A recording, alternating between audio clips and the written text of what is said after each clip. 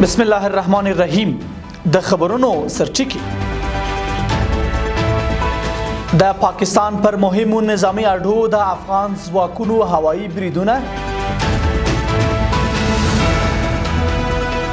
په پکتیا او خوست کې د پاکستان دوه کشفي الوتکو نستکوریده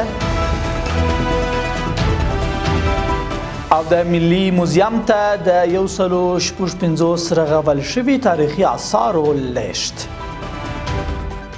د لوی مهربان خدای په سپېڅلي نامه درنو سلام د نن ورځ خبرونو ته ښه راغلاست. نن دوشنبه د روان کال د کاب 11 نیټه ده. زه زیم دا بشپړ خبرونه دي.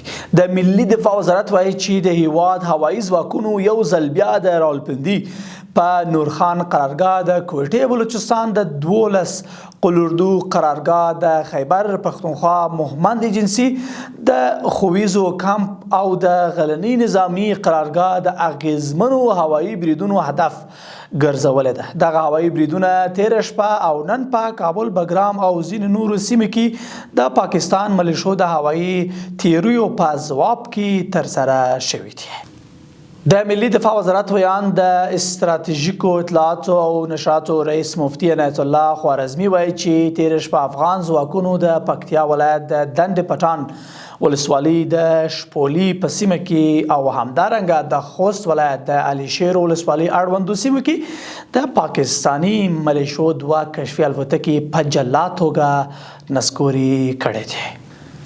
پاکستانی ملیشو د کونړ ولایت د خاص کونړ ولسوالۍ د بیرته راستنېدونکو کمپ په نښه کړی دی. د خاص کونړ ولسوال مولوي زاهد الله فاتح ویلي چې پاکستانی ملیشو نن شپه شاوخوا 8 بجې پر دغه کمپ برید کړی چې له امله یې 4 ملکي وګړي د ښځو او ماشومانو په ګډون ټپیان شوي دي.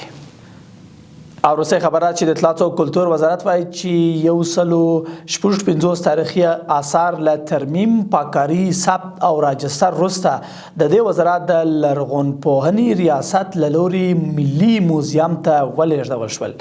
یاد وزارت زیاتوي چې په دغه آثارو کې کتیبې، جامونه، ډول ډول څراغونه، د اوبدلو وسایل او نور توکي شامل دي چې له خټې، ډبرې، فلز او صدف څخه جوړ شوي دي. د اطلاعاتو او کلتور وزارت په وینا دغه آثار د میلادي 2 تر 5 پیړۍ پورې اړه لري چې د هیواد په تاریخي سیمو کې د کیندنو پر مهال د تخنیکي او مسلکي ټیم لخوا موندل شوي دي.